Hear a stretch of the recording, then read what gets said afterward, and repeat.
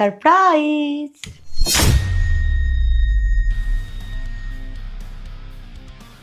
কোথাও গেছিলে?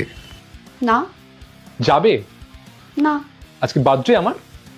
না, যখন কিছু নাই তো তুমি এসব করে কেন আছো?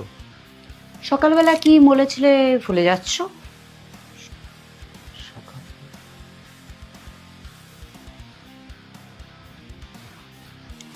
রাজ, হ্যাঁ বলো।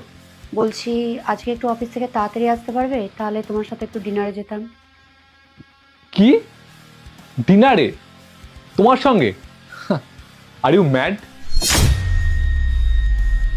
একবার দেখো নিজেকে আয়নাতে, দেখো নিজেকে কি অবস্থা তোমার। তোমাকে নিয়ে বাড়ি গেলে না তোকে আমাকে দেখে হাসাহাসি করবে।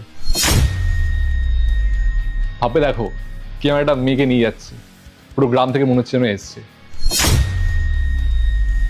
একবার দেখো নিজেকে। বিয়ের আগে যখন আমাদের বিয়ে হয়নি আর কি, তখন তুমি কি সুন্দর নাইস নাইস ড্রেস পরে, বেশ সুন্দর সুন্দর ড্রেস পরে আসতে, সত্যি দেখে মনে হতো পুরো চুমু একদম।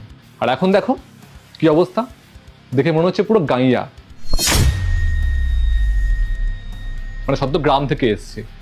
এত বড় একটা পরিবার, তোমার বিয়ে হয়েছে, কোথায় একটু স্মার্ট হয়ে থাকবা, তা না তুমি এসব পড়ে আছো।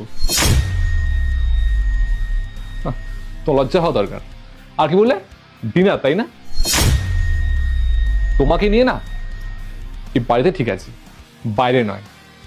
চুপচাপ এখানে খাওয়া দাওয়া করো আর এখানে ঘুমাও। মাঝে মধ্যে না আমার মনে হয় একটা অন্য স্মার্ট মেয়েকে বিয়ে করিনি, তোমাকে ডিভোর্স দিয়ে দিই। আমি চলি। ডিনার?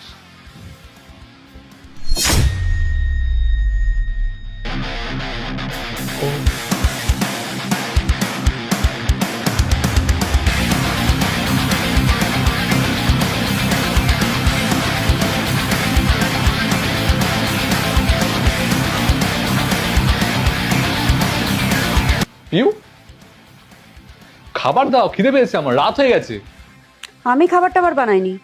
আমি এত কষ্ট করে এরকম ড্রেস আপ করে এরকম মেকআপ করে, তার মধ্যে আমি আজকে নেল আর্ট করিয়েছি। খাবার দাবার বাসন মাজাটা যে আমার পক্ষে সম্ভব না। আরে তুমি কি বলছো এসব? আরে সারাত আমি কি খাবো?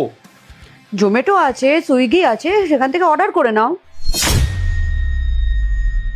আর সবচেয়ে বড় কথা হচ্ছে এত সুন্দরভাবে ইয়ে করে আমি পার্লারে গিয়ে আজকে মেকআপ করেছি। আমি তো আজকে এভাবেই ঘুমাবো, আমি কোনো খাবার টাবার বানাতে পারবো না। তুমিই তো বলেছিলে আমাকে এভাবে রেডি হতে, আবার যখন হয়েছে আবার ওই রকম আগের জায়গায় পাঠাচ্ছ আমাকে। আমি পারছি না, তুমি অর্ডার করো, আমার জন্যও করো।